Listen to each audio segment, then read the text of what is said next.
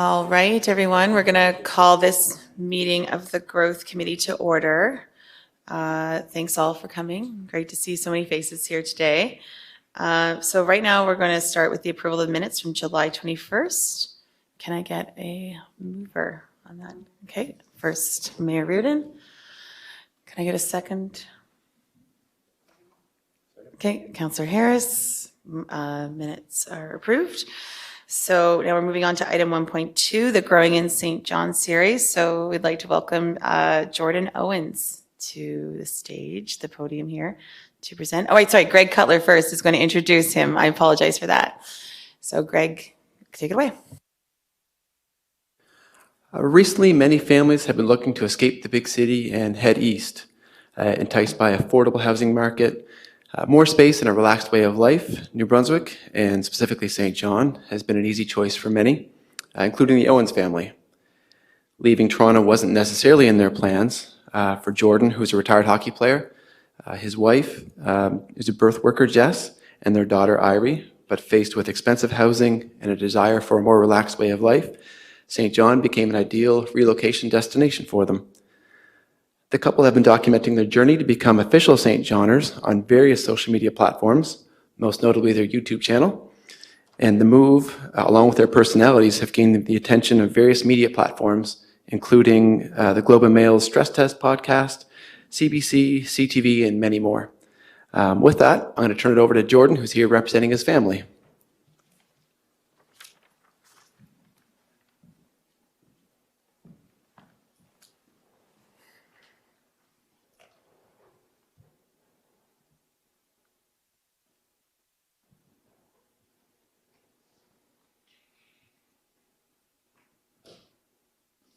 Okay, greetings everyone and good afternoon. Again, my name is Jordan Owens and I am 1/3 of A Tribe Called Owens.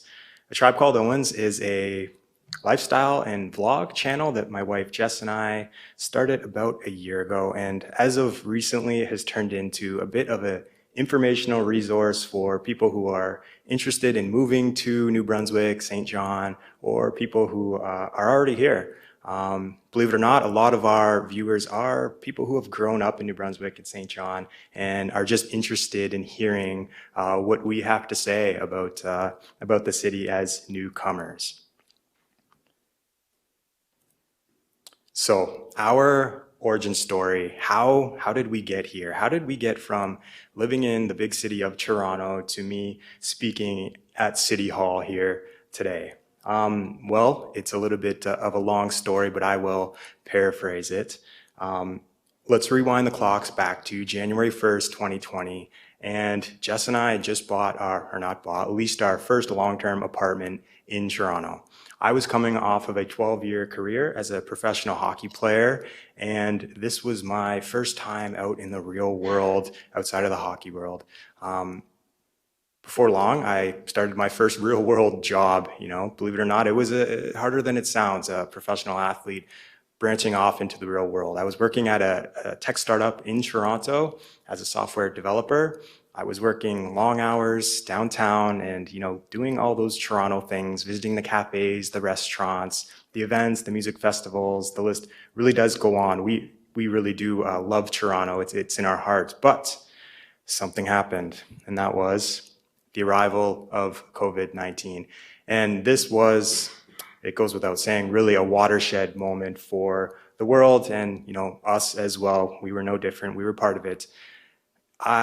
It's a good time to mention that apartment that we were leasing was a lower level suite that we were paying $1,600 a month for, which is a little bit crazy, but that just is kind of what big city life is all about. There's bad that comes with all the good. And that commute to the office disappeared. I was now working from home in that one-bedroom apartment, and that is a picture of my daughter sitting on my lap. My office was the living room. So with COVID-19 restrictions tightening and no sign of any relief or life as we knew it going back to normal, my wife and I looked at each other and realized it was time to really make a change. And that's when Realtor.ca became my best friend. So the $1 million question, why New Brunswick? Why St. John?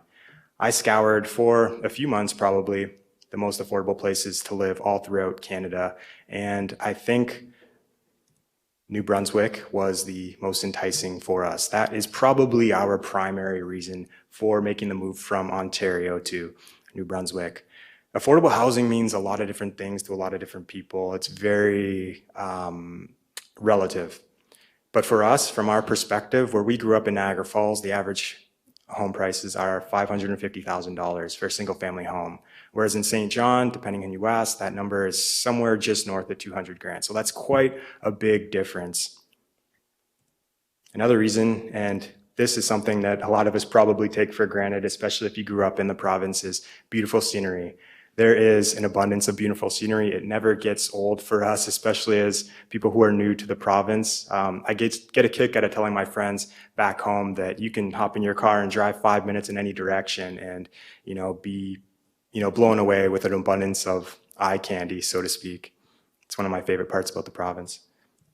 And third, this kind of ties back into affordable housing, but that is some space to pursue our passions. And what I mean by that is financial freedom seemed a lot more attainable for us out here when we don't have a giant mortgage payment or rent payment chasing us every month. It allows us to really pursue our passions, to have more time. When I was working those long hours in Toronto, it was really draining on myself and the family. I felt like I was missing out on seeing my daughter grow up. When you're working 50 plus hours a week, it's really heartbreaking. I felt like I was missing spending quality time with my family, and those passion projects, those dream things that I wanted to accomplish, they seemed like they would never be attainable. So, New Brunswick, new home, new life, New Brunswick. It's kind of a phrase that we've been saying a lot lately, and we have really been blown away by our experience here so far. The community has welcomed us with open arms and a sense of warmth, and it's really made our transition out here very enjoyable, and it's exceeded all expectations so far. One of the main things that we have been most surprised with St. John specifically, is arts and culture. I thought that was something that, that we may be left behind leaving Toronto, but after meeting local artists in the community, seeing the cafes, the restaurants, the different types of festivals and events in the city, it's been a pleasant surprise. So it's probably our favorite part about Toronto, and about St. John, and it's one thing that we really like to spread on our channel and tell everyone back home in hopes of enticing them over to join the Atlantic Canada coast like we have. Thank you. Thank you very much for your presentation. Does any of the committee have questions for Mr. Owens? Mayor Reardon? Jordan, I feel like I should clap after that. It was very good. Totally. Good. No, it's great, and you are correct. We do take our things for granted here if we don't see them all the time. A friend of mine, her parents came, this was years ago, from Ontario, and all I wanted to do was stand on the dock and watch the water. They couldn't believe it was going to come in and go out. Mm-hmm. So, we say, what? Anyway, so it's great. It was great to see your presentation, great to hear from you. It's always nice to get that little bit of feedback from people when they come. And it's nice to hear that our arts and culture is alive and for people when they do transition to a smaller community, because it is hard to keep up with bigger communities, obviously with a smaller budget, et cetera. So it's great to hear. So really appreciate you being here. Thanks. Thank you. Thank you. Councillor Harris. Yeah. Thanks again, Jordan.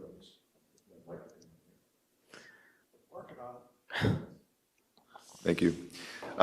So it's awesome. My wife's also from Toronto. I lived in Scarborough with her for a few years before we managed to come back. What's the next passion project for you? I mean, in the family blog, that seems to be like something that you're probably gauging, see where it goes, see what you get out of it. Is there other passion projects that you're looking to start out here? Just curious. Mm-hmm. Yeah, I would love to do a mini docu-series, sort of showcasing local businesses, but mainly local artists in the community. There's a few that I have met. One I'm thinking of specifically, his art is truly breathtaking. He kind of scavenges the beaches of St. John, other parts of New Brunswick, and collects garbage, and then he makes them into sculpture. He has a case of imposter syndrome, I think, and he's a little bit afraid to share his art, and I feel like his story needs to be told. So it'd be great to be able to, create a film where we can show that the province and the rest of Canada, you know, what St. John has to offer in terms of artists. That's awesome. Thanks so much. Thanks. Thank you so much. We appreciate you joining us, and can't wait for you to entice more people to move to St. John. So thanks so much, Jordan. Thank you for having me. All right. Okay, so now we are moving on to item 1.3, which is the Strategic Real Estate Capital Reserve Fund and Policy, which we're going to get introduced with David Doppelstein. Good afternoon, Chair Keller, members committee. Okay, thank you. What you have before you this afternoon is a policy that staff were directed to create by council back in May. As part of the wind down of our economic development agencies, there was a series of assets from the organization formerly known as Develop St. John. And as they were a controlled entity of the city, when they wound down on December 31st, 2020, their assets returned to the city. And in May, council decided that we would put those net assets into a reserve fund for the purpose of investments in strategic real estate. And so what you have before you is a policy that would guide the city into how to access that reserve fund. And so what we see here and what we are recommending for your consideration is that any proposal brought forward would be related to capital, but would also need to be substantiated by a business case and would have to provide strong evidence that it's going to deliver growth for the city, either under the form of tax-based growth, job growth, population growth, or significantly enhanced quality of life. And we see a very important role for Growth Committee in evaluating those proposals. So this is a new thing for Growth Committee in general, to be able to evaluate something on behalf of council and then make recommendations on the use of this fund. And so we put some parameters in place. For instance, any land that might be purchased, this needs to be owned by the city or one of its controlled entities, for instance. We're recommending that no more than $400,000 be spent on any particular project, though that could be waived if council felt there was a very strong business case. Anyway, it's fairly clear in there. In terms of the process of what would happen, either the city itself, if we felt that there was a really great opportunity, we would draft a business case, we would follow the same protocol, or one of our external agencies or economic development partners could also submit a proposal that they think is worthy of council's endorsement. And then staff will review it to make sure it's meeting the criteria, and then it would be presented to Growth Committee for review. And if Growth Committee decides to recommend it, it goes on to council, but Growth Committee would also have the power to ask the applicant, whether it's the city or a third party, to make changes or to reject it entirely if he felt that it wasn't a council priority or didn't align with this policy. So there's no plans, at least at this point, to top up the funds. Though we do have some mechanisms in the policy for how that could happen if council chose at a later time. But I will leave at that, and subject to any questions, staff are here available to answer any questions you may have. Councillor Harris? Thank you, Chair.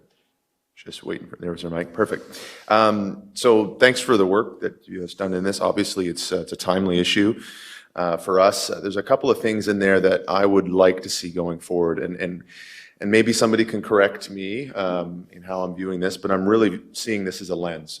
This is how you're basically proposing for us here a lens in which we view projects through for this fund. But the only thing I'm missing here, in any business plan, anybody who started a business knows you can plan all day, but you've got to know where you're willing to take a risk. And I think it's not outlined enough. I know that language is not nice political language for risk-taking, but if there were an area that we were going to lean into and put our shoulder to more, I would like to see that on our Affordable Housing Action Plan. I know it's not done yet, but if we're going to make the case that we need a business plan, a strong business plan that promotes growth, if that's the language we're going to put in this policy, I think it would be prudent to add language around honoring the goals and outcomes proposed by the Affordable Action Plan and Affordable Housing Action Plan. And when that wraps up, when we get that done, then this fund and that language in this policy will help guide those projects. Because we need to signal developers We already are. We're putting together an affordable action housing plan. We have $1.6 million, and it can go a long way, especially when you start looking at small wins, clearing the way for development around affordable housing. So that's just a recommendation I would have going forward, that we add some of that language in here so that it builds in some better parameters, some better controls, and some better expectations on what the outcome of this fund is going to be. You know, sure, to me, I guess the language looks like right now, maybe somebody can point me in a different direction if I'm not right on this. The language just looks like we're looking for more Funday Key projects. Love the Funday Key project, but it can't be, we can't put our eggs in one basket here, is all I'm saying. So I'm not sure who to direct the question to because I'm not sure who did the most work on this. Maybe it's city manager, but thank you. To Councillor Harris, it's a great point. I think we have to go back and look at the origins of this funding. This funding was Develop St. John funding. It was their bank account, basically, of cash that had been accrued through the sale of lands over the years, et cetera. And the reason that it was hived out of economic development is because, of course, economic development became a regional model. And we did not want the regional entity to have direct access to this city money. It is for city purposes to be used within the city limits. So we created this strategic real estate development fund. This is money that is designed for strategic real estate development. So if, as we go through the Affordable Housing Action Plan, if we can make a linkage to this is key strategic development for the city of St. John because it will encourage population growth of a certain sector or whatever, then at that point it would become eligible for council to consider it within this fund. But that is the key linkage that has to happen. It has to be shown to be strategic and catalytic in nature. With only $1.6 million in the fund, if we start to use this for any possible funding initiatives, we will run out of money very, very quickly. And there is no true additional resource or funding that can go into this without us diverting it from elsewhere.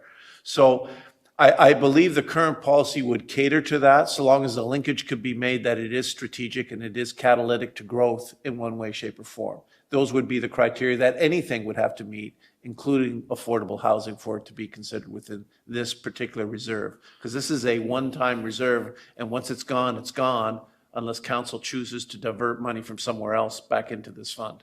And I totally get that. I guess leading back to that, it is a one-time fund, and right now we have, one of the biggest problems we've ever faced as a city around affordable rents and around housing. So I'll defer my time. I think I'm just weighing in on some work that's already been done here, and I take your point, City Manager, that this isn't excluding any types of that development, and that's important to know.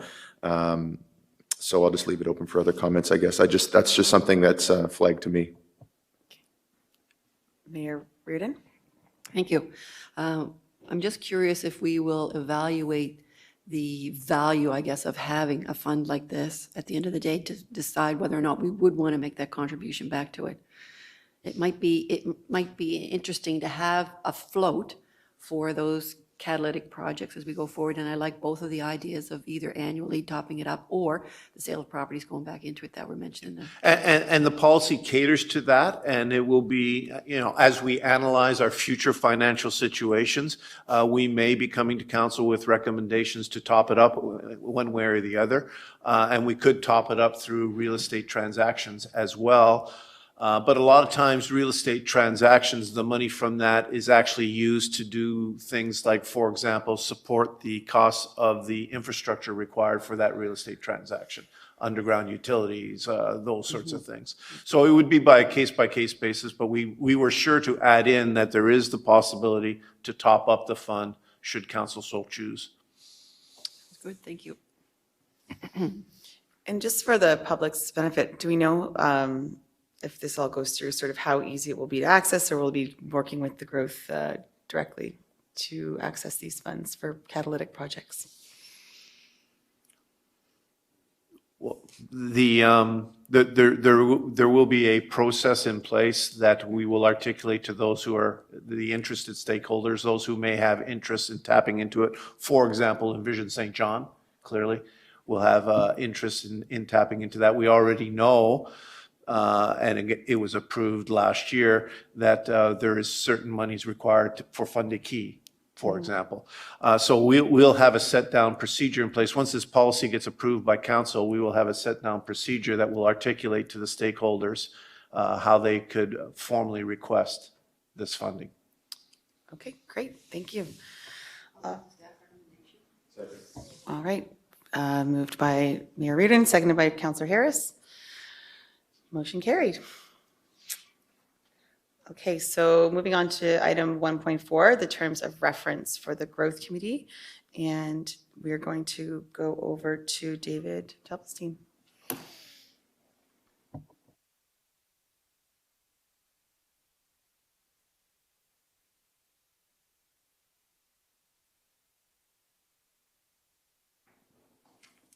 Is this on?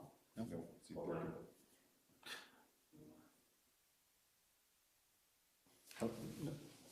Just press it once, please. Yep.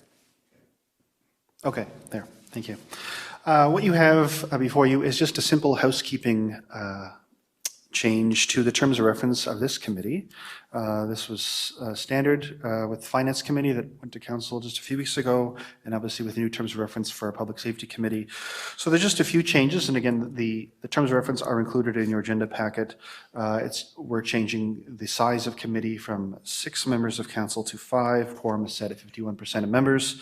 We've updated a few legislative references and the list of ABCs that report into Growth Committee, and then obviously referenced a few staff changes in terms of support. So that's it, unless there's any questions. Staff recommendation. Moved by Mayor Reardon, seconded by Councillor Will. Motion carried. Okay, now on to item 1.5 of the agenda, the St. John Affordable Housing Plan launch. So we're going to go to Director Phil Ouellette.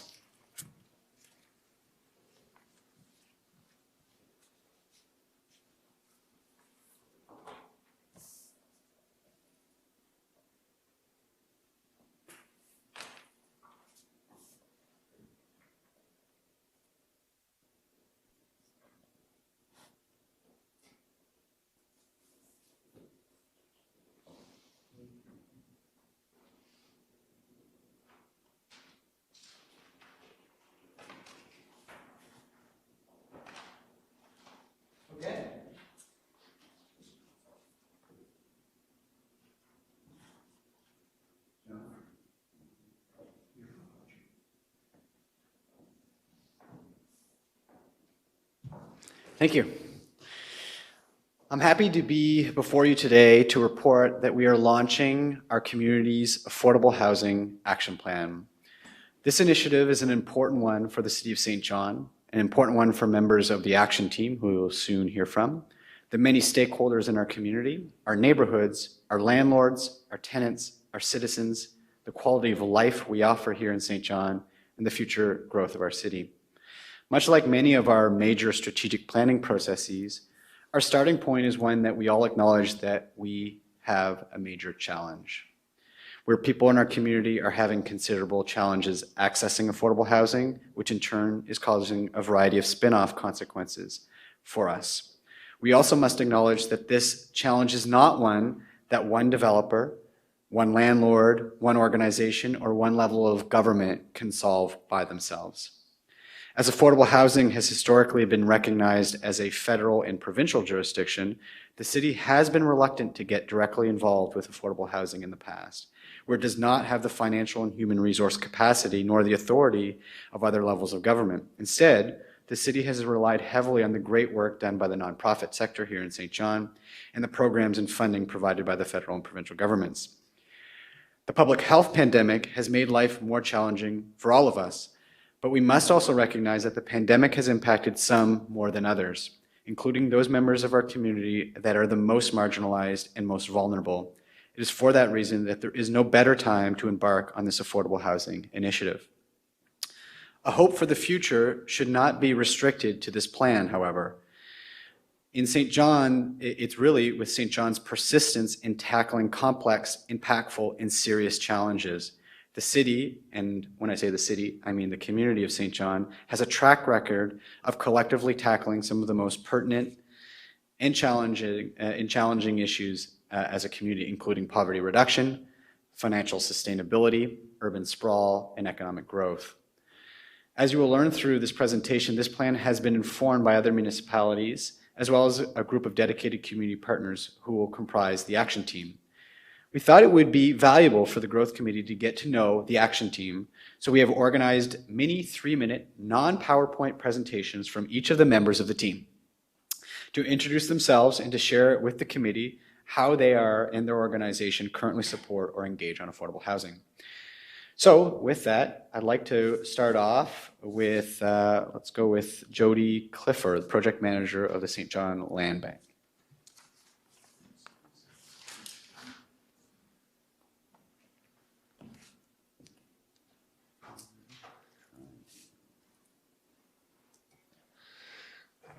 Thank you, Phil, and Growth Committee. I was asked just to do a quick introduction of my role in the project, and as a project manager for the St. John Land Bank, we're thrilled to be a part of this process. We target the abandonment of properties in St. John. Excuse me. I was not expecting to go first. I looked at the list. I'm sure my name was somewhere near the bottom. Anyway, we're thrilled to be part of this. We do endorse this project charter. We're a newer not-for-profit in the community. We try to get active in spaces that have been neglected by conventional market forces, and we look forward to trying to have the guidance from this this plan that will help inform our plans going forward as a new organization. So I'll leave it at that. If there's any questions, then feel free to ask. Thank you, Phil. We're actually going to leave all the questions till the end of the series, so if everyone wants to take down who they want to ask stuff to, we'll do it that way. Thank you. Next, we'll invite Dominic Obe as a housing specialist with Canada Mortgage and Housing Corporation. Good afternoon, Dominic Obe with Canada Mortgage and Housing Corporation. So as many of you know, the federal government launched a national housing strategy back in 2018, which has since grown to a $70 billion plus budget to help remove about 530,000 families from core housing need and also reduce chronic homelessness by 50%. So part of the CMHC's role is to deliver the national housing strategy. And we do so by partnering with different levels of government, provincial government, municipal government. So we're really excited to see that the municipality of St. John is looking at developing the St. John Affordable Housing Plan.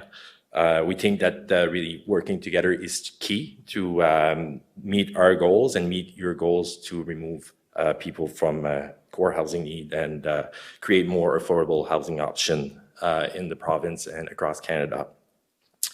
So really we're looking to also serve a vulnerable population, which means like women and children, seniors, the homeless population, the indigenous groups from housing need. So we're here, part of the action committee, really to help support the action plan to make sure that it aligns with all the federal programs that we offer, so that we make sure that we can create those housing option in this municipality. So hopefully we'll be able to align both action plan so that we can create those housing options. Thank you. Thank you, Dominic. Let's go with Seth Asimakis, the founder and general manager of the St. John Community Loan Fund.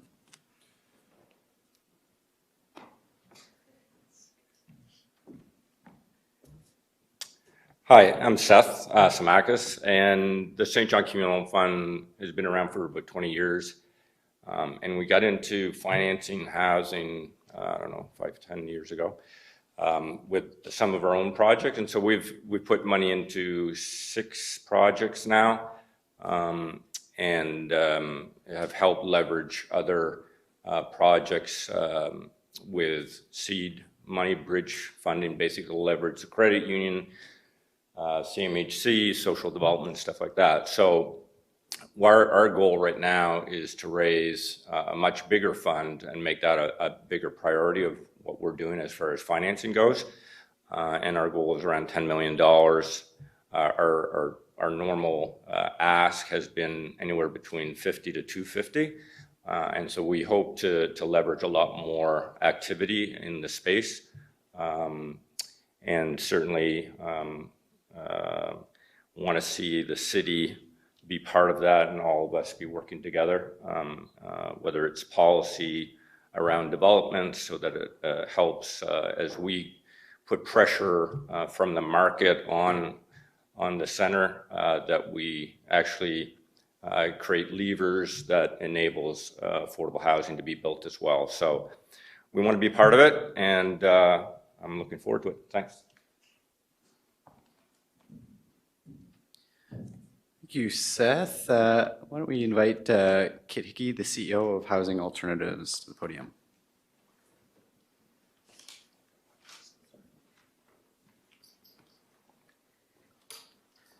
Good afternoon. It's a pleasure to be here. Kit Hickey, I'm the Executive Director of Housing Alternatives.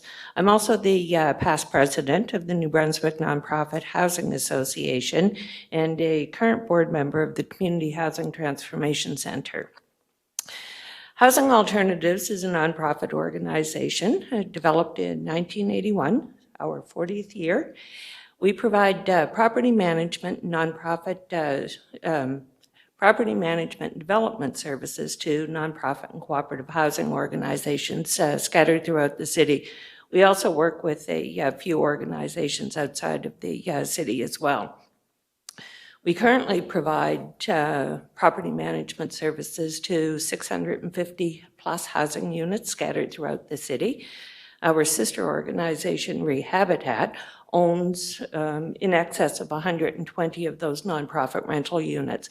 We also have 4 rooming houses, working in partnership with a number of different organizations to operate the Housing First program as well as the Organized Departure program.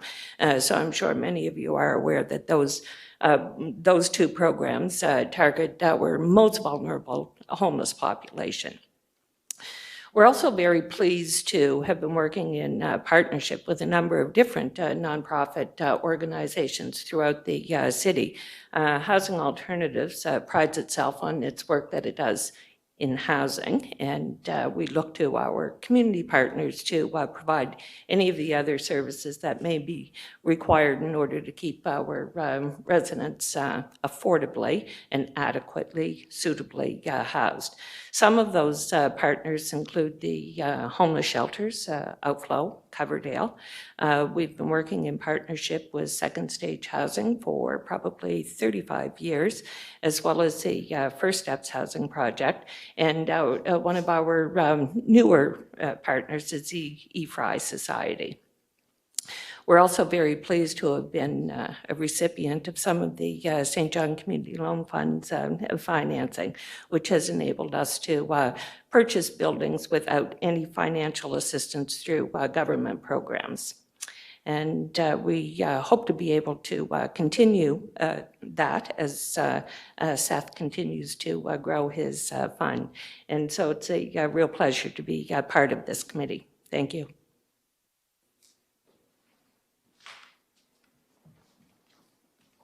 Thank you, Kit. Narinder Singh is the General Manager of the St. John Nonprofit Housing. I'm going to ask him to come up. Good afternoon. My name is Narinder Singh. I'm the General Manager of St. John Nonprofit Housing. St. John Nonprofit Housing has a mandate to develop, construct, and manage affordable housing for seniors, families, non-elderly singles, and special groups. We were incorporated in 1976, but didn't become active until 1984. In fact, we evolved from the city of St. John, but today we are an independent nonprofit.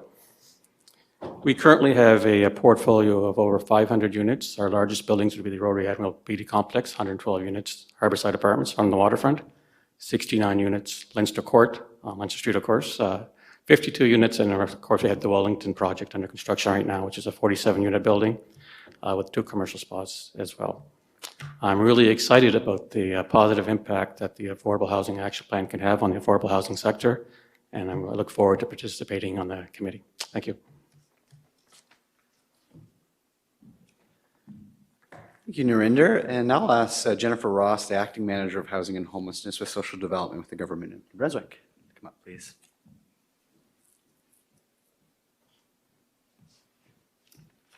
Good afternoon, everyone. Thank you. So Kent Stahl, who is the Program Delivery Manager for Housing in St. John, is actually on the Action Plan Committee, but he's not able to be here today. So here I am instead, just representing the province. So thanks for the opportunity.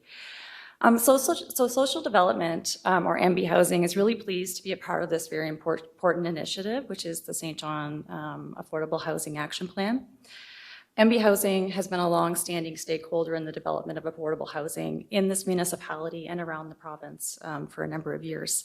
And we're very excited about what role we can play in this project. MB Housing is one of the largest landlords in the city right now. We have currently over 2,100 government-owned public housing units, as well as rent supplement units with private and nonprofit landlords around St. John. So we have a lot of units currently. As well, I'm sure a lot of you are aware, we have an affordable rental housing program, which supports the new construction of affordable housing units, as well as ongoing rental support for landlords to ensure that those units remain affordable. And in addition, that program also ensures that tenants don't pay more than 30% of their gross income towards monthly rental costs. Social Development and CMHC, I see Dominic's here. We partner with CMHC quite a lot. We recently launched the Canada Housing Benefit as well, which is targeted towards low-income working families. As part of our soft launch, which was between April and June of this year, 45% of the applicants were from the St. John region. And a lot of those applications have been approved, and we're continuing to process those. And I think the average subsidy that people are receiving is around $322, so we're really seeing some really positive developments there. We look forward to creating and strengthening relationships that we have within the city. There are a number of people on the action plan committee that we already have relationships with, like St. John Nonprofit Housing, Housing Alternatives, Human Development Council. And they've been valuable partners over a number of years. We've partnered on various projects through the housing continuum, from homeless shelters, transition houses, to building affordable housing units, and we continue to strengthening those partnerships. As part of the National Housing Strategy and the province's bilateral agreement with CMHC, we really look forward to incorporating the St. John Affordable Housing Action Plan into the New Brunswick Provincial Housing Strategy, a home for everyone, in the upcoming years. And we understand that the landscape that we're currently working within here has a lot of challenges and deficits for affordable housing. And we look forward to seeing how this new plan can come up with new strategies and new approaches and a new vision, so that collectively we can improve people's living situations. So we really look forward to working with the municipality on this project. So thank you.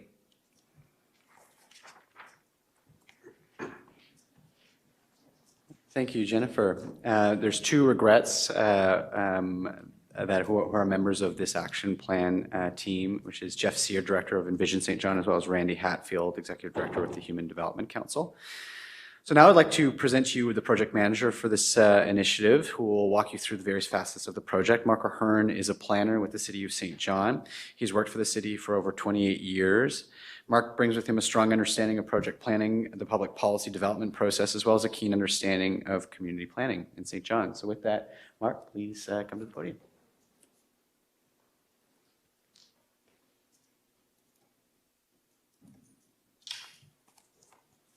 Madam Chair and members of the Growth Committee, pleased to have this opportunity to talk about the Action Plan project itself. The Action Plan is a collaborative initiative between community affordable housing partners, the Canada Mortgage and Housing Corporation, the Government of New Brunswick, and the City of St. John. The Action Plan will identify the actions needed to guide the community's response to maintain and create safe, affordable, and suitable housing options for all of St. John's residents. Every household should have access to housing that is affordable, adequate, and suitable to the house size and the individual needs and the income levels. Affordability considers housing costs to the household's total income. Canada Mortgage and Housing Corporation defines affordable housing as housing that a single person or a household can afford to rent or purchase without spending more than 30% of their before-tax income.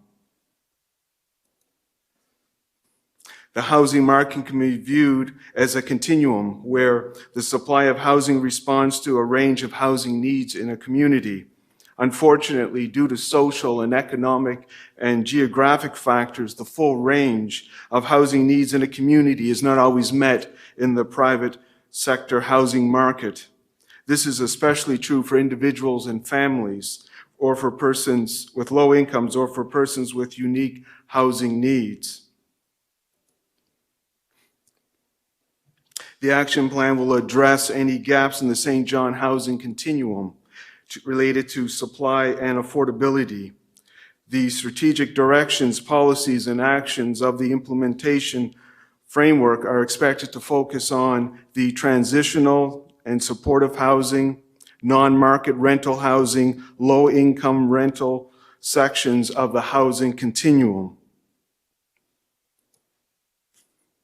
The project has 3 key deliverables: to develop a St. John housing needs assessment, to develop a St. John affordable housing action plan, and to develop an implementation program to monitor the key performance indicators of the action plan. The action plan will be carried out in 4 phases: project initiation, stakeholder engagement, data analysis, and finally, the development of the action plan itself by May 2022. Stakeholder workshops and a community survey will occur in the 2nd phase. The housing needs assessment will be completed in the 3rd phase, and the action plan with an implementation program will be completed in the 4th and final phase. There are 7 groups supporting this important community initiative: a 3-member oversight team, a 9-member city support team, an 11-member project team referred to as the action team, consultants, stakeholders, the general public, the Growth Committee, and Common Council. The action team is comprised of senior government and local organizations that have been developing, as you heard, affordable housing in our community for decades. The action team will not only be instrumental in determining what actions are needed, but will commit themselves to directly supporting the implementation of these actions. Affordable housing affects the whole community. Numerous stakeholders and the general public will be consulted during the course of this project. As mentioned, stakeholder workshops are being planned in November of this year. 37 stakeholders have already been identified. Many more will be included as we develop our engagement program. The Growth Committee will be updated monthly on the progress of this project and will be consulted with respect to key milestones and deliverables. The committee is being asked today to champion this project and to keep council informed. Committee members will be invited to attend stakeholder workshops and will be positioned to endorse the action plan to council during the final phase of the project. To develop an informed action plan, a housing needs assessment is required. Unlike traditional housing market studies, the assessment will determine any gaps in St. John's housing continuum. A request for proposal will secure the professional consultants needed for this assessment, the stakeholder engagement program, the community survey, and to support developing the affordable housing policy framework and actions. Today, we are asking the Growth Committee's endorsement of the St. John Affordable Housing Action Plan project plan, and for the committee to receive and file this presentation. Thank you, Madam Chair.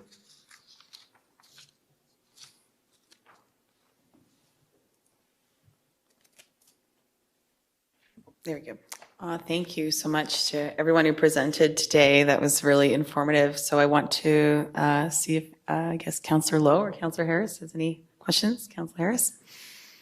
Yeah, thank you, Chair Killen. I am just looking for some insight here on a starting point. If we do this Affordable Housing Action Plan, to my knowledge, and again, I'm not really sure who to address the question to, City Manager. It could be, sorry, the young woman from Social Development. I just forget your name. I apologize for that. But to my knowledge, there's nobody with a mandate at the provincial level on affordable housing. And I say that, and let me clarify. There's certainly NB Housing, which has a mandate to provide subsidized housing.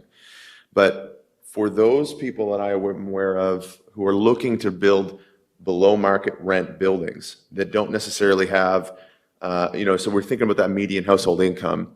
If we're looking at the number of 30%, we don't match up right now, which is why it looks like St. John's in a speculative land environment where the average income earner can't really just pay their 30% out of pocket for housing. They're paying more like 35 or 40 based on what the average cost of a home is, what the average rent is. So do we have anybody at the provincial level that we can talk to about this continuum? Because I expect this housing action plan with everybody here much smarter about it than we are or I am.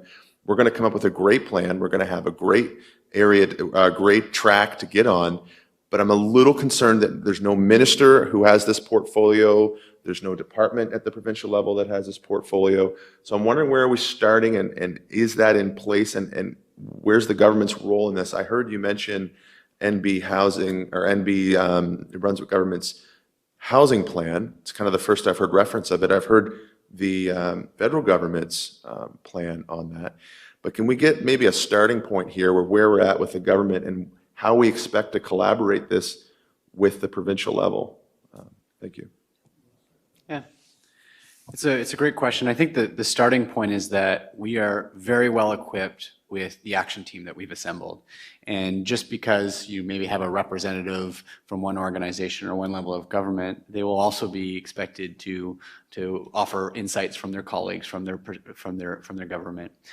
And you'd also kind of shared, you're kind of getting into, wouldn't it be great if we had a minister, or these are all things that can come out of a discussion from engagement and from recommendations in an action plan, and those could be things discussed. So I think we are very well equipped.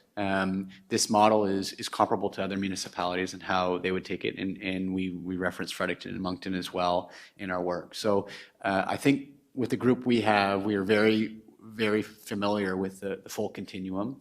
There will be a focus of that continuum as well, because this could become a 3-year project pretty quickly if we end up trying to tackle everything. And I am confident with the leadership that we have from federal and provincial colleagues that they'll be able to help us through this exercise. And Madam Chair, the only thing I would add is, as part of the action plan, we do have to address governance, roles, and responsibilities. So it will be part of that entire continuum that you saw there, and the staged approach to get to the ultimate plan by next May. We do need to address this, and we do need to make sure we have clarity on roles and responsibilities by the end of the process. Councillor Lowe. Very, very impressive group. And coming from a council that represents 3 priority neighborhoods, it's every day, every day. This morning, a lady saying she's paying 60% coming from Elderdale to another street. I mean, I don't know what she does to eat because there's only 40% left. This morning, again, before I came here, I got 2 guys and a family moving out of the old Colonial Inn. They got nowhere to go. Actually, the province paid for 2 days at the Colonial Inn. It's not the Colonial Inn now, it's the one in City Road. And they got their luggage and bags and they got nowhere to go. So this group of people that's put together, I mean, if it has results and if it gets results, they're well worth what we got to do. Anyways, thank you. Thank you, Councillor Lowe. Yeah, just reiterate there, I'm personally looking for a home. It's very rough out there right now to try and even buy something in St. John.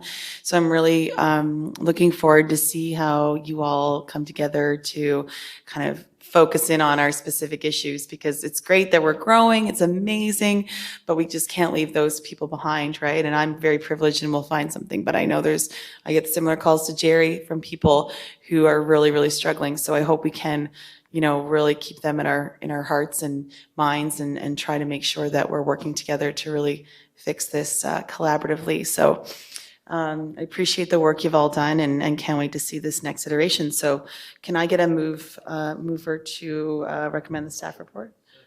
Okay, Councillor Harris and Councillor Lowe. Motion carried. Moving on to the next item.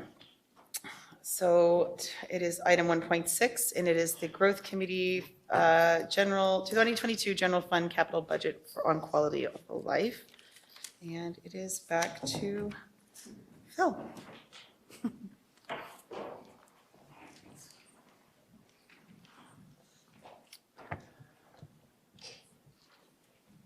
Through you, Madam Chair, to the committee. Finance Committee and Common Council has recently received a presentation. Ooh, I'm not there yet. I apologize. There we go. Has recently received a presentation on the total of 6 million additional investments projected to be included in the 22 capital budget. Staff have chosen to earmark this additional one-time capital investment towards much-needed quality of life improvements to the city. Today's presentation will offer a condensed version of the presentation offered to Finance Committee on the parameters around this proposed $6 million investment into quality of life, but with greater focus on the growth lens used to select the projects that are highlighted. As a reminder today, we're not seeking debate on the specifics of each one of the proposed quality of life investments, as this is really a responsibility of Common Council, and for Growth Committee, we are really hoping to focus on whether the city has appropriately considered a growth lens in assembling this proposed list of investments. To start, I do think it's important to define what we mean by quality of life. I should also mention that this is a working definition. This is not printed anywhere in stone, and we will evolve in time when we talk about quality of life. But I think it's important to indicate that these are investments within the responsibilities and authority of local government that contribute to wellness, livability, vibrancy in the community. Quality of life investment should seek to bring people together, build connections, and to contribute to the enjoyment our residents experience through our municipal assets. So with that, I'm going to pass the floor over to a colleague of mine, Craig Levine, who will run through the presentation in a condensed version, and you'll hear from me again shortly. Thank you, Phil. So this is just a quick overview of our budget timelines, and as you can see, we're here on August 17th, presented to the Growth Committee with the overall budgets going to Finance Committee late September, and then to Council for receive and file and approval late October. So just a quick background. On March 25th, the federal government proposed a one-time investment of $2.2 billion that would help address infrastructure priorities in municipalities and First Nation communities. These funds would flow directly to municipalities through the gas tax fund. I can confirm that on August 9th, we did receive our letter confirming that we would receive just over $4.7 million. And again, there's a list of all the categories that investments can be made, and I won't go through each of these. Just a little background on how our budgets are put together. So obviously we align with several policies and plans such as our asset management plan, capital budget policy, debt management policy, and our various approved plans such as Play SJ, Plan SJ, Move SJ, Central Peninsula Neighborhood Plan. Our focus is on reinvestments due to our infrastructure deficits, with a renewal of our capital budget, with renewal being 85% and 50% new investments. Our capital budget policy sets out our investments based on asset management data and our priorities based on, number one, is it mandatory? Do we have a contractual agreement? Number two, risk of failure. What is the likelihood of failure, and what is the impact of that failure? Example, a water main in the uptown core would have a larger impact than in a less populated area. Number three, is the investment a priority of council?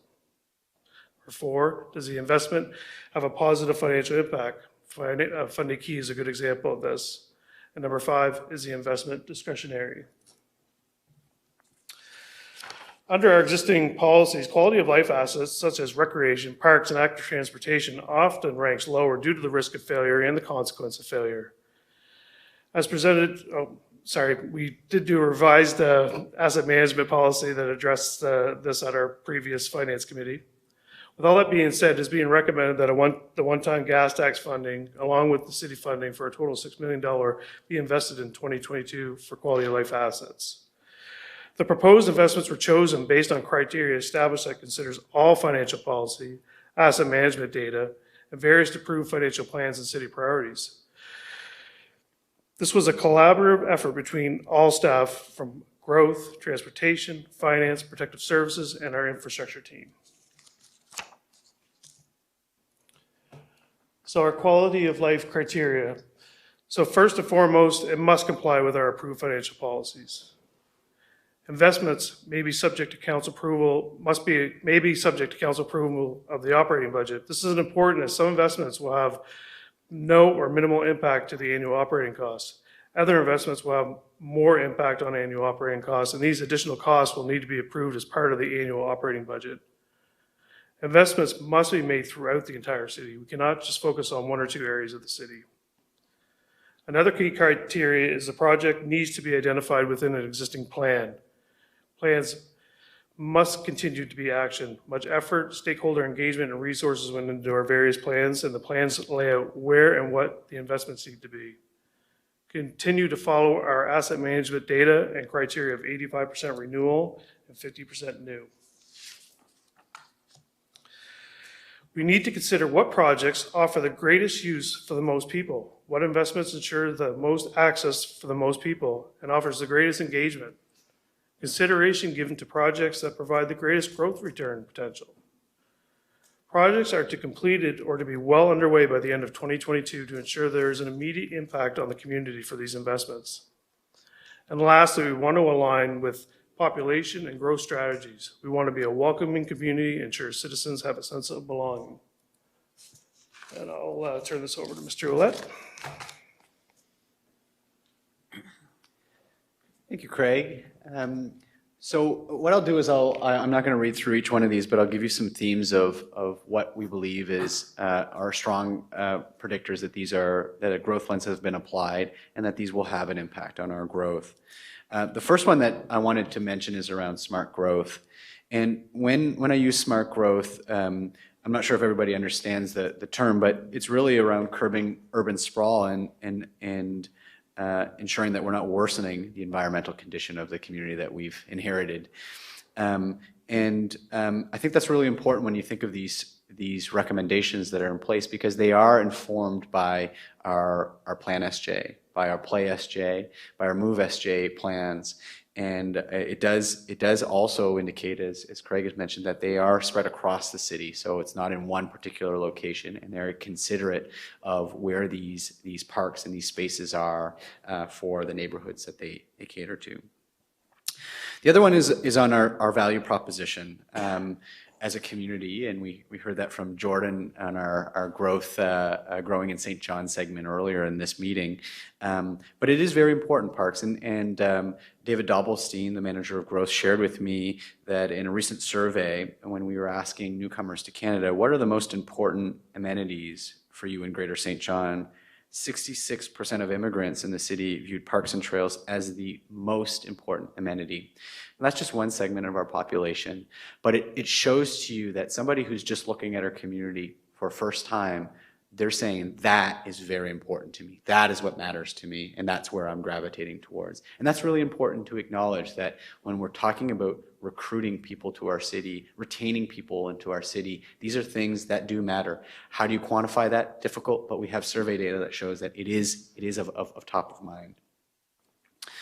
The other area that I want to mention as well when we talk about growth considerations is around the public health pandemic.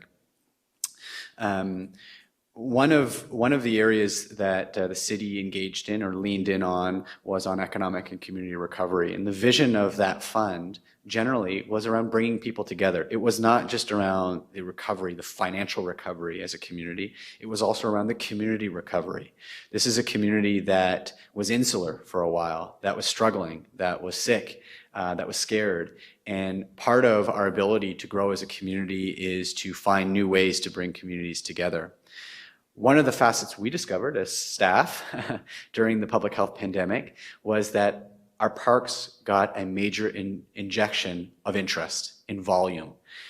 So our parks have become a new form of meeting place for our community. Not that they weren't before, but now it's doubled down.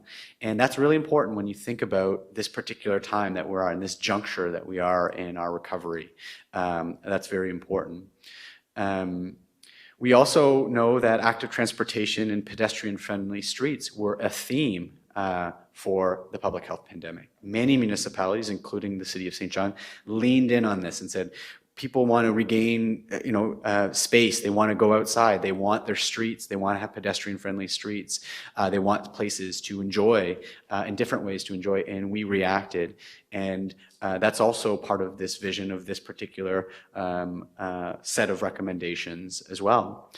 Lastly, and this is one that I'm particularly interested in, is that there is a lot of literature right now that when a community struggles, when they're facing a major challenge and they've overcome that challenge, the outcome of it is a newfound love and appreciation for arts and culture.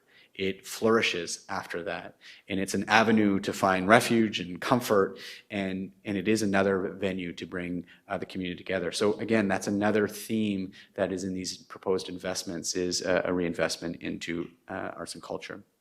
Lastly, building lasting connections. All these proposed recommendations have a theme, which is that we want those who interact with these spaces and these investments to build lasting connections to the people that they live near, by their community, by their neighborhoods, and by the assets that are offered to them.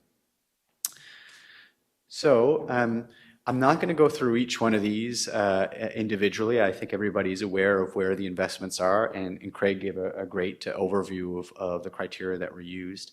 I would just share that one of the facets of these that staff rely heavily on is when we say that these need to be aligned with prior plans. That has nothing to do with us just saying that those plans are gold or are supreme. That's not really the objective. The objective is to say that these plans were developed by community engagement and consultation. We've already vetted this, and it was consolidated in a list of priorities, and those priorities are set in a long-term strategy. So it wasn't a one-off, and these large strategies are usually not one topics. They're multiple topics. So a consolidation of interest and engagement has essentially informed each one of these in some form or another, because they all relate to long-term strategic plans that we have. So I won't, as I said, won't go through these. So the conclusion that that the presentation to Finance Committee that we'd give today is that these plans do, these proposed investments do align with our plans. They align with the criteria established. It fits with the guidelines from the federal government, and it also addresses our infrastructure deficit. So today we are really seeking for a Growth Committee to receive and file this presentation before it proceeds with a consideration into the 2022 capital budget. We're here for any questions that you might have. Thank you. Councillor Harris. Thanks, Phil, for the presentation, and thank you, Craig, for your input as well. So your original question, Phil, was, you're not looking for feedback on the specific pieces, that's fine, but you were looking for feedback on the quality of life lens. There's a couple things I heard, and I'm not trying to play semantics or anything, and I'm not trying to pick on anybody for using language, but there's a couple things I heard that I think are just worth thinking about, at least from a question to a question kind of perspective. One of the things said was, these quality of lives have to have impact on the whole city. I get that context, right? We don't want to be exclusionary. At the same time, not every neighborhood and not every part of the city has the same requirements and demands or is facing, a lack of investment as others. So I would push back on that a little bit and say, what does it mean to invest in quality of life in specific areas where it's lagging the most? Maybe that's something we can bring forward. To me, when I'm gauging this as a counselor, that's what I'd be looking for. How have we assessed the communities that are lacking the most investment for quality of life. Some neighborhoods have lots of investment from the private sector, and they've done lots of work to their commercial spaces, and there's more affluent people living there, and that propels people to take care of their homes, and others don't. And so from my perspective, that's what I look at for quality of life, is who's hurting the most, and how do we increase the bar, how do we raise the bar for those places in our city, in our community, that need the most investment for quality of life. So that's just one thing. Again, not trying to pick on anybody, but it just stuck out to me, and I think to myself, yes, I certainly want it to impact the whole city, but I also recognize that not everybody is adversely affected by the current status. And so just something to think about as we bring that to Common Council. And then the other piece on risk stuck out to me too. When we're assessing risk factors, certainly you hit the nail on the head when we were talking about the community recognizing that we need a pedestrian-centered design to kind of permeate where car-centered design has perpetuated over the past, my lifetime, at least. So if we're looking at that from a risk factor, one of my friends, Brian, he asks a question to me all the time. How many people flew and how many people were flying around St. John before there was an airport built? And he uses that as an illustrative example to say, look, there's oftentimes pent-up demand, and we try to assess, well, who's this is going to affect the most? Where's all the demand at? But we don't know who's out there who's would bike to work if they could, or would walk to work if they could, or would use the bus if they could. And I know that this tax money has earmarked in it something for transit. The Strategic Planning Committee, we're working on some goals around sustainable transportation modes and stuff like that. So I would love to be able to look at that risk assessment and say, what is the risk of inaction, of further inaction? I know the infrastructure risk, Brent McGovern can lay that out. We break a pipe in the south end, who's that affect? What's the tax cost, what's the insurance liabilities? I could get those are tangible factors, but it's intangible when we lose someone like Phil, who died in a hit and run in the south end because the infrastructure is not built to protect him on his bike. Or the old woman who called me last week and said she was the second time she's been narrowly hit or almost hit walking across a 30-foot intersection, right? It's just not built to cross easily. So there's risk there, and it costs something, but we don't know that cost. The insurance company doesn't rail it off to us. So quality of life lens, I think it's like 95% there. Those are just two pieces of it that occur to me. I think there's no question here. It's just a comment on the lens. As a counselor, those are the things I'd love to hear about. We recognize this, we've looked at this, and here's how we see it affecting these communities, and here's how we see it mitigating some of these intangible risks that we recognize exist in our community. So with that, I'll just turn it over to you, Chair. Yep. Madam Chair, to the councillor, great points. I'd just like to add on two additional thoughts. First of all, there seems to be, not with you, councillor, but within the general public, there seems to be a bit of a misunderstanding. This is a one-time $6 million quality of life. It is not the entirety of the capital budget. And I think people have lost sight of that a little bit. And a lot of what you mentioned, which is all excellent, will be looked at through the remainder of the capital budget as well. The idea of this $6 million is a one-time infusion of things that will make people feel better, basically, is what it amounts to. We do have a very real challenge with active transportation. We do have a very real challenge still with our underground infrastructure. We cannot declare success on that at all. And those two are diametrically opposed when you talk about risk. The risk associated with both is very different. And we do have to look at the data as we go through this and achieve the correct balance. And the staff will work on that and come to council with recommendations, come to the strategic planning committee that you chair with recommendations. But for example, it's interesting, and I'm not saying it's right or wrong, but we know cities in Canada who have invested heavily in active transportation, and yet the number of people using their bicycles has not gone up significantly. So I'm not sure build it and they will come is appropriate. Maybe it is. We need to go into that a whole lot more and have those discussions. But certainly the idea with this one-time $6 million injection is under the notion of let's make people feel good for the tremendous pain and sacrifice that everybody has had to put up with over the last 4 to 6 years while the city of St. John has gotten its financial house in order. So that's kind of a bit of the underlying theme behind this as we move forward, while we still have to consider the overall capital plan nested within that 10-year strategic plan that we're developing. Councillor Lowe? Who came up with the figures that sit on these different areas? The 700 and the 300 and the 350 and all that. Who came up with those figures? Madam Chair, to the councillor, the short answer is the staff. We are aware of the costing within all of the various plans and what's required. We did take a citywide approach, and those numbers will cover off specific items that were next to be done within those regions or within those areas.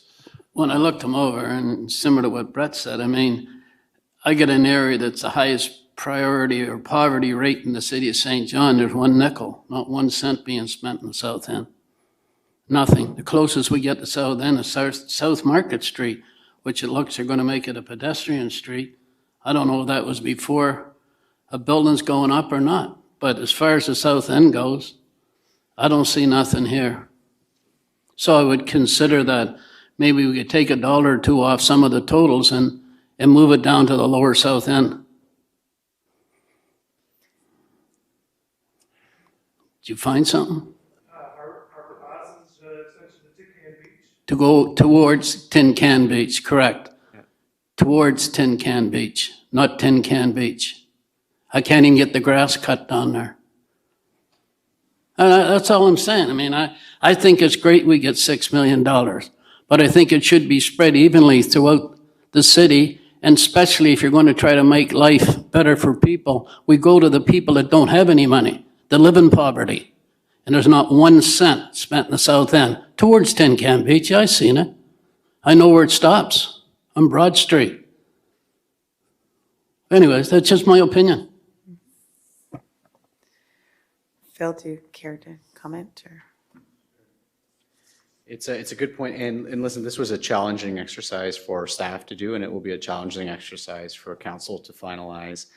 But for the South End, let me maybe just review quickly here.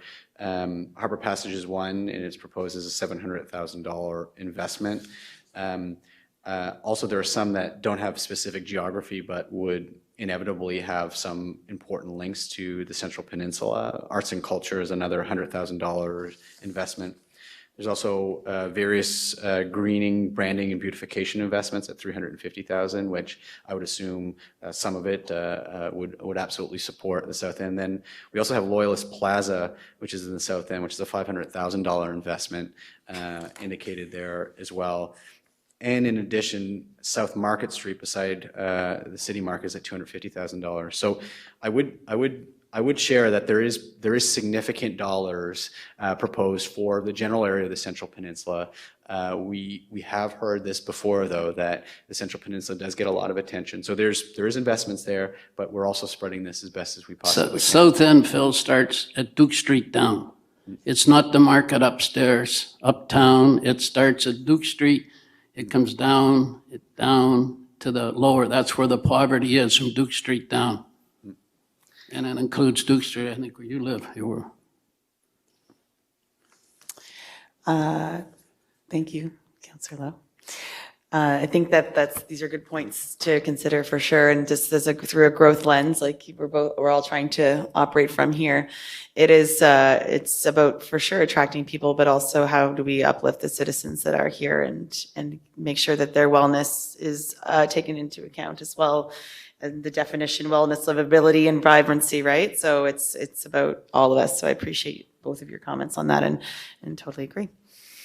Madam Chair, just one final thought. One of the things we did look at when we put this list together is also what has happened most recently in the past few years as well. So for example, there are certain district parks, such as Little River Reservoir, that saw significant financial investment over the past years, and therefore is not getting the same sort of level of investment as other parks, such as Dominion Park.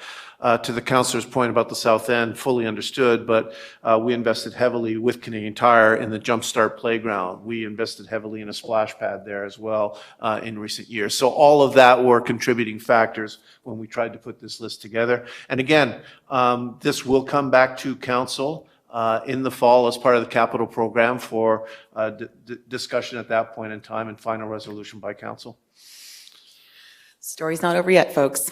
So we have some time to talk about this further, which is great. So today we're going to receive and files. Okay, moved by Councillor Harris, seconded by Councillor Lowe, and motion is carried. So now we're on to the final item today. Item 1.7 is the development update. And we have Pamela Bentley here presenting.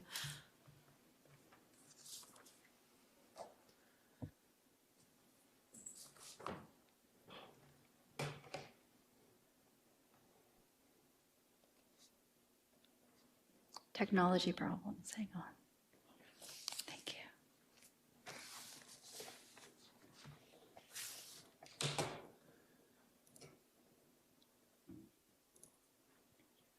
No problem. Actually, okay, try it like this. You might have to.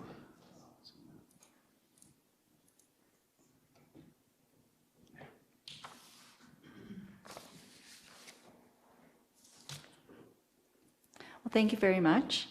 I'm pleased to be here this afternoon to present this month's development update. My name is Pamela Bentley, and I'll be presenting on behalf of our department. We are launching this month our new development activity infographic titled Growth at a Glance. The infographic will highlight our development statistics for each month. And as we continue to generate the monthly demographic, you may see additions as we'll be identifying new data points and other statistics that we wish to present in this visual format. We'll be sharing this as well with our community through Facebook, Twitter, and city's website. And this is so that we can all share in celebrating our growth here in the city. So if we dive into the infographic, I do hope that everyone can see it, and I do have copies available for after. We can see that the building permit numbers for July 2021, so from January to July 2021, is 437. And this is very close to our 5-year average for the same time frame at 457. The value of construction projects total this year, 43.2 million, and the same 5-year average time frame is 78.8 million. So we are a bit low, but there is an outlier within the 78.8 million average. Moving to the bottom left quadrant, the number of residential units created so far this year is 184 units. That's double the 5-year average for the same time period at 92 units. And further, in the same quadrant, you'll see a circle upcoming, 13 projects with over 500 new units planned. So there's a significant increase in the number of units from our 5-year average. In the bottom right-hand quadrant, we wish to also highlight the additional permitting activity in our department. So this is above and beyond the building and development permits, which are in the pie chart at 437. We also have, at this point to date, 61 planning applications and permits. This would include rezonings, municipal plan amendments, variances, 125 plumbing permits for both residential and commercial construction, 107 infrastructure permits for water and sewer, street excavation, street occupancies, 42 heritage permits, 20 demolition permits, and 22 pit and quarry permits.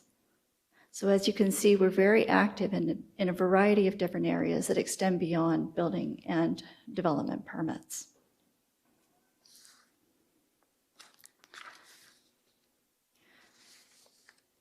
Just a few general notes. We have some new construction projects underway that have been in review and have now moved into a permit issue status. We've issued a building permit for the Parkland Shanix location, a 60-bed nursing home. It's already underway as we speak. And we've also issued another permit for a redevelopment of the upper floors at 46 Princess Street, which would be the Ritchie Building. Work continues on our other large-scale projects here in the city. Some of the notable ones you may see would be the work on Wellington Row and Union Street, which Mr. Singh referred to earlier in his presentation. As well, we have projects at the Telegraph, on Canterbury Street, the Wentworth, Calabria, 365 Main Street, 29 Lower Cove Loop, and as well, a foundation is already in at our project at 819 Millage. So we're very actively working on these permits and receiving other permits for review and in our pre-application process. So I would be happy to answer any questions that you may have. Any questions, anyone? Good. No, thank you for the. Sorry. Oh, sorry. Good. One question. Go ahead. Oh, I know we chatted a little bit earlier, and so, but just a thought, and maybe this is for you, Commissioner Hamilton. I'm looking at these numbers and I'm thinking to myself, I bet these can be extrapolated in a way, like this is a great infographic. I love the layout. It's going to help a lot with how we disseminate information, especially and tell the story and the narrative. But I'm also thinking about things that are other things that we can draw out of that.